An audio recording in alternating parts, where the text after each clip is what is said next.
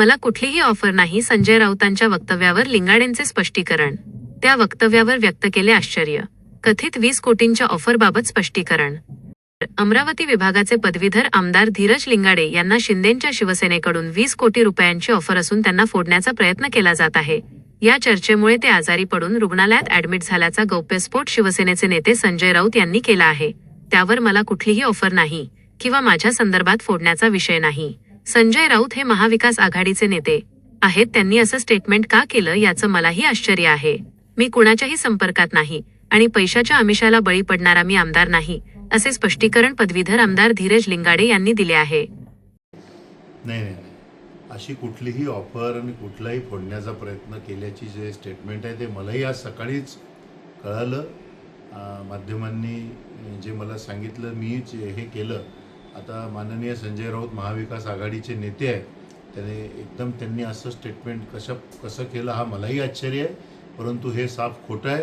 अशी कुठलीही ऑफर आणि कुठल्याही फोडाफाडीचा प्रयत्न माझ्या संदर्भामधली जी काही स्टेटमेंट जे केलेलं आहे हे चुकीचं आहे. भाऊ, संजय राऊतनं असंही स्टेटमेंट केलं आहे की या फोडाफोडीच्या राजकारणामुळे तुम्हाला स्ट्रेस आला आणि तुम्ही हॉस्पिटलमध्ये ॲडमिट झाले होते.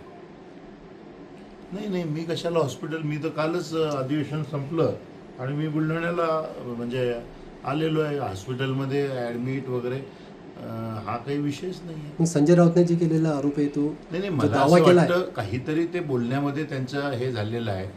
आत्ता ते अमरावतीचं जे मागं विधान परिषदेची निवडणुकीच्या अनुषंगाने जे उमेदवार आजारी होते आणि हॉस्पिटलमध्ये ॲडमिट होते त्या संदर्भात त्यांना काही म्हणायचं असेल का काय हे मला माहिती नाही. पण माझ्या बाबतीमधलं हे स्टेटमेंट पूर्णतः खोटं आहे. 20 कोटीची ऑफर आली का तुम्हाला? बिलकुल नाही, अशी कुठली ऑफर येत नसते आणि हे खोटं आहे. संजय राऊत सारखे एवढे प्रगल्भ आणि एवढे मोठे नेते असं कसं काय बोलले मग? आता हे मी नाही सांगू शकत, हे तर संजय राऊत साहेबच सांगू शकतील.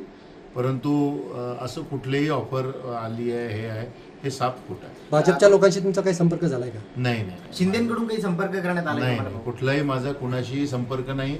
मी पदवीधर आमदार आहे. मी माझ्या मतदारसंघाच्या कामाच्या अनुषंगानं सगळे मंत्री असतील, मुख्यमंत्री असतील किंवा जे असतील त्यांना कामाच्या निमित्तानं आम्ही लोक भेटत असतो आणि सगळेच आमदार भेटत असतात. त्यामध्ये नवीन काय आहे? ऑफर आली नाही म्हणता, पण ऑफर जर आली तर मग नाही, बिलकुल नाही. अशी कुठलीही ऑफर आणि अशा पैशाच्या ऑफरला मी काही बळी पडणारा आमदार नाही आहे. त्यामुळं हे चुकीचं आहे. तुम्ही कायम काँग्रेससोबत राहणार का? कसं?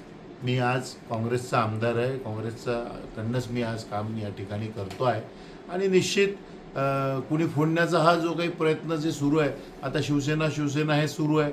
त्यामुळे आमचा काँग्रेसचा तर काही त्या प्रश्नच नाही. संजय राऊतांनी अशा प्रकारे विधान करून कुठेतरी अविश्वास दाखवला आहे तुमच्यावरती? नाही, आता हे मला असं काही म्हणायचं नाही. ते मोठे नेते आहे, परंतु हे चुकीचं आहे. तुम्ही संजय राऊतशी बोलणार का? त्यांना विचारणार? मला भेट झाल्यावर मी निश्चित त्यांना विचारेल किंवा अचानक त्यांनी माझं नाव कसं काय घेतलं. हे काय सोडून का चाललेत अनेक आमदार, काही खासदार सोडून? काय वाटतं तुम्हाला?